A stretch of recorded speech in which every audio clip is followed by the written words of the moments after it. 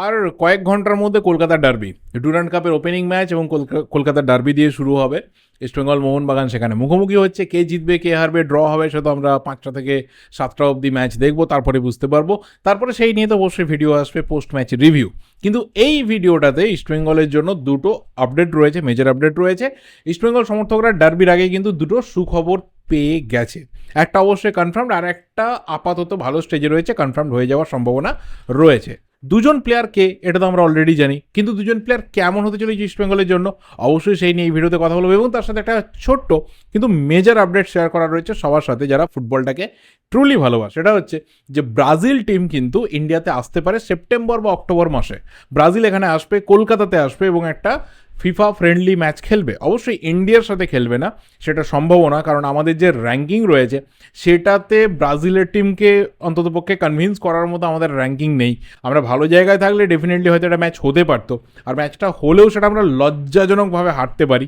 তো ঠিক আছে, তার থেকে অন্য কোনো দেশ যারা একটু ভালো দেশ তাদের সাথে একটা উপভোগ্য ম্যাচ আমরা দেখতে পারি। এবং ব্রাজিল ফ্যান হিসেবে এই ম্যাচটা অন্ততপক্ষে দেখার জন্য আমি ওয়েট করে রইলাম। এবার অনেকে প্রশ্ন করবে যে কেন ব্রাজিল এখানে এসে আমাদের ইন্ডিয়ান ফুটবলের লাভটা কী হবে, কেন আমাদের দেশের সাথে খেলবে না? তার দুটো উত্তর, যেটা আগে একটা দিলাম যে আমাদের র্যাঙ্কিং অনুযায়ী ব্রাজিলকে আমরা কনভিন্স করতেই পারবো না যে একটা ভালো ম্যাচ তোমরা খেলতে পারবে, 1 নম্বর। আর 2 নম্বর ব্যাপার হচ্ছে যে ব্রাজিল আসবে কিন্তু on the purpose of football business. তারা এখান থেকে একটা রেভিনিউ আর্ন করতে আসবে এবং আমরা এন্টারটেনমেন্ট বা আমাদের এনজয়মেন্টের জন্য মাঠে যাব, দ্যাটস ইট। আর আমাদের ইন্ডিয়ান ফুটবলের ভালো করার জন্য যাদের ভাবার দরকার, যারা চেয়ারে বসে রয়েছে, তারা যখন ভাবছে না, তো আমরা যারা ফ্যান্স, আমরা যারা ফুটবলটাকে ভালোবাসি, আমরা যারা ফুটবল দেখতে ভালোবাসি, তাহলে আমরা কেন বঞ্চিত হবো ভাই? এবং আমার যেটা খুব পার্সোনালি মনে হয়, যদি এই ম্যাচটা ফাইনালি হয়, যেটা এখনও অবধি আলোচনার স্তরেই রয়েছে, তবে সেটা খুব ভালো জায়গাতে রয়েছে, যদি এটা হয় তাহলে মেসি কাণ্ড যেভাবে কলকাতার কোথাও ফুটবলের মুখ পুড়িয়েছে, যে কলকাতা এই ধরনের অ্যারেঞ্জমেন্ট করতে ব্যর্থ, সেটাকে কিন্তু পুরোপুরি ধুয়ে মুছে সাফ করে দিয়ে যাবে যদি ফাইনালি ব্রাজিল কলকাতায় খেলে এবং সাকসেসফুলি আমরা আমরা আমরা বাঙালিরা যদি সেই ম্যাচকে, বা আমরা ভারতীয়রা যদি সেই ম্যাচকে খুব ভালোভাবে কমপ্লিট করতে পারি, আমরা কন্ডাক্ট করতে পারি, অন্ততপক্ষে যে মেসি কাণ্ডের ছায়া এখনও অবধি আমাদেরকে হন্ট করে সেটা কিন্তু আমরা কাটিয়ে উঠতে পারবো। সো একজন ব্রাজিল ফ্যান হিসেবে শুধুমাত্র না, একজন ভারতীয় ফুটবল ফ্যান হিসেবে না, একদম ফুটবলের একটা সমর্থক বা দর্শক হিসাবে আমি এই ম্যাচকে হোল হার্টেডলি ওয়েলকাম করছি। যদি হয় অবশ্যই মাঠে যাব এবং অবশ্যই সেই ম্যাচকে চুটিয়ে এনজয় করব। এবার যদি ইস্টবেঙ্গলের কথা বলি, তাহলে অবশ্যই ইস্টবেঙ্গলের দুজন প্লেয়ার, এক হচ্ছে নরেন্দর গেহলট, তার সিগনেচার হয়ে গেছে, এবং আরও একজন অস্ট্রেলিয়ান উইঙ্গার রেনো পিসকোপো, তাকেও কিন্তু ইস্টবেঙ্গল সই করাতে পারে একটা জায়গাতে, অন্ততপক্ষে তার কথাবার্তা গিয়ে রিচ করেছে। প্রথমে একটু নরেন্দর গেহলটকে নিয়ে কথা বলি। নরেন্দর গেহলট আমাদের খুব পরিচিত একজন প্লেয়ার, দীর্ঘদিন ইন্ডিয়ান ফুটবলে খেলছে, ইন্ডিয়ান অ্যারোজ থেকে উঠেছে, তারপর জামশেদপুর, ওড়িশা, ইন্টারকাশি বহু জায়গাতেই খেলা হয়েছে, আইএসএল এর রেগুলার প্লেয়ার। সেই অ্যাডিশন কিন্তু ইস্টবেঙ্গলে হচ্ছে। আগামী 2 বছরের জন্য নরেন্দর গেহলটকে সই করাচ্ছে ইস্টবেঙ্গল। দুটো পজিশনে খেলতে পারে, সেন্টার ব্যাক, রাইট ব্যাক, দুটো পজিশনে খেলতে পারে। এবং ইন্টারকাশিতেই নরেন্দর গেহলট খেলার সময় আন্তোনিও লোপেজ হাবাসের কিন্তু অত্যন্ত আস্থাভাজন প্লেয়ার হিসেবে ছিল।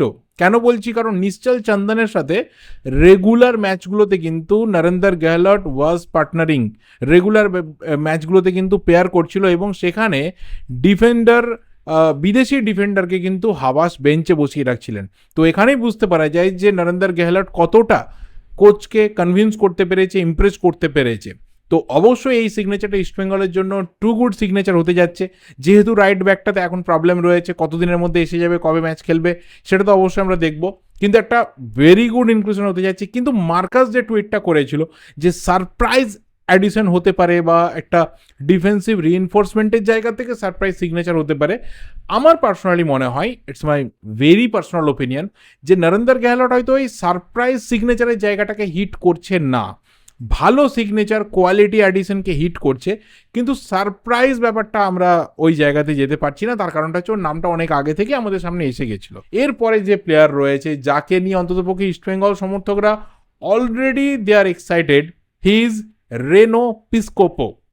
লাস্ট মেলবোর্ন ভিক্টরিতে খেলেছে লাস্ট 2 সিজন।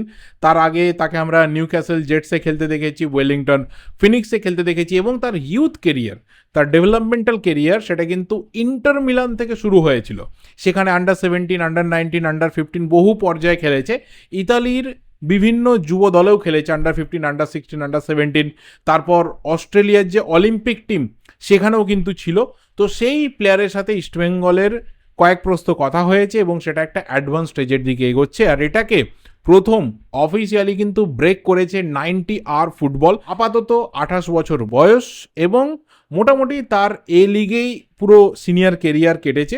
লাস্ট 3-4 সিজন তাকে কিন্তু ইনজুরি ভুগিয়েছে, বিশেষ করে 2025-26 সিজন কিন্তু ইনজুরির জন্য বহু ম্যাচ, মানে প্রায় 14টার মতো ম্যাচ খেলতেই পারেনি। And that's huge. প্লেয়ারটা লেফট উইংয়ে খেলে, রাইট উইংয়ে খেলে, সেন্ট্রাল অ্যাটাকিং মিডফিল্ডে খেলতে পারে, ইভেন সেকেন্ডারি স্ট্রাইকার হতে পারে, প্রচুর পজিশনে খেলতে পারে। ওর কেরিয়ারের সব থেকে যদি বেস্ট ফেজ বলি তাহলে সেটা হচ্ছে ওই 2019-20 থেকে 2022-23 সময়টা অবধি, যেখানে ওর রেগুলার বেসিসে ওয়েলিংটন ফিনিক্স বা নিউক্যাসল জেটসের একদম প্রাইমারি মেম্বার ছিল। তারপর ইনজুরি একটা বিগ ফ্যাক্টর হয়ে কাজ করে। 2024-25-এও মেলবোর্ন ভিক্টরির হয়ে 22খানা ম্যাচ খেলেছিল, সেখানে 14টা ম্যাচে স্টার্টও করেছিল অ্যান্ড 2টো গোল 3টে অ্যাসিস্টও পেয়েছিল। কিন্তু লাস্ট সিজনটা সিরিয়াসলি খুব খারাপ গেছে। এবার যদি কোয়ালিটির প্রসঙ্গ বলি তাহলে টু মাচ গুড কোয়ালিটি এবং খুবই হাই প্রাইসের একটা প্লেয়ার। কোয়ালিটি যেমন হাই রয়েছে, প্রাইসও খুব হাই রয়েছে এবং যদি ফিট থাকে ফুল সিজন, ধরে নাও একদমই ইনজুরি হিট করলো না, যেটা লাস্ট 3টে সিজনে কিন্তু রেনোকে খুব বাজেভাবে ভুগিয়েছে, সেটা যদি না হয় তাহলে ইস্টবেঙ্গলের জন্য এটা একটা মেজর সিগনেচার হতে যাচ্ছে এবং একটা ব্রেক থ্রু সিগনেচার হতে যাচ্ছে এই রেনো পিসকোপো যদি ফাইনালি হয় এবং যদি ফিট থাকে।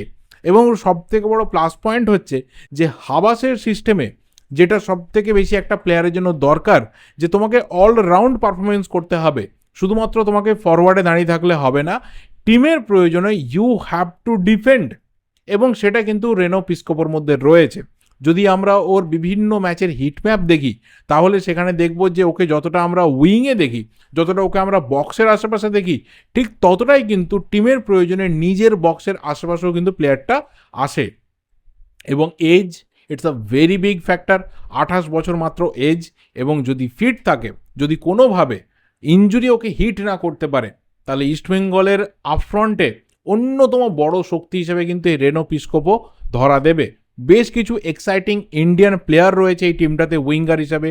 বিপিন রয়েছে, বিষ্ণু রয়েছে, এডমন্ড রয়েছে, তার সাথে তোমার রোহিত দানু রয়েছে। কিন্তু তারপরেও এই সিগনেচারটা ইস্টবেঙ্গলকে একটা মেজর কিন্তু মাইলেজ দিতে চলেছে। অন্ততপক্ষে আমার যতটুকু প্লেয়ারটার কেরিয়ার দেখে মনে হলো, বা বিভিন্ন ইউটিউবের ঝলক দেখে মনে হলো, বা বিভিন্ন যা কিছু ভিডিও সামনে এসেছে অলরেডি ইস্টবেঙ্গল ফ্যান্সরা শেয়ার করতে শুরু করে দিয়েছে সোশ্যাল মিডিয়াতে, আমার অন্ততপক্ষে মনে হলো যে এই সিগনেচারটা ইস্টবেঙ্গলের জন্য সিরিয়াসলি একটা টু গুড সিগনেচার হতে যাচ্ছে। এবং যত বিদেশি প্লেয়ার ইস্টবেঙ্গল এখনও অবধি সই করিয়েছে, আবারও বলছি, এখনও অবধি যতজন এই সিজনে সই করিয়েছে, তার মধ্যে এই সিগনেচারটা সব থেকে বড় সিগনেচার। এবং 6টা সিগনেচার কমপ্লিট হয়ে যাওয়ার পরেও আমরা অন্ততপক্ষে এটা জোর দিয়ে বলতে পারবো, যদি রেনো পিসকোপো ইস্টবেঙ্গলে আসে, he is the biggest signature of 2026-27 season for East Bengal. বাকি তোমাদের কি ওপিনিয়ন অবশ্যই কিন্তু কমেন্ট করে জানিও। প্লেয়ারটাকে কেমন দেখলে বিভিন্ন জায়গাতে, ভিডিওতে যারা অলরেডি দেখে ফেলেছো, কি মনে হলো দেখে, অবশ্যই কিন্তু ওপিনিয়নটা কমেন্ট বক্সে শেয়ার করো। আর ডার্বি এনজয় করো, ডার্বির পর পোস্ট ম্যাচ রিভিউ অবশ্যই আসতে চলেছে। Thank you and good bye.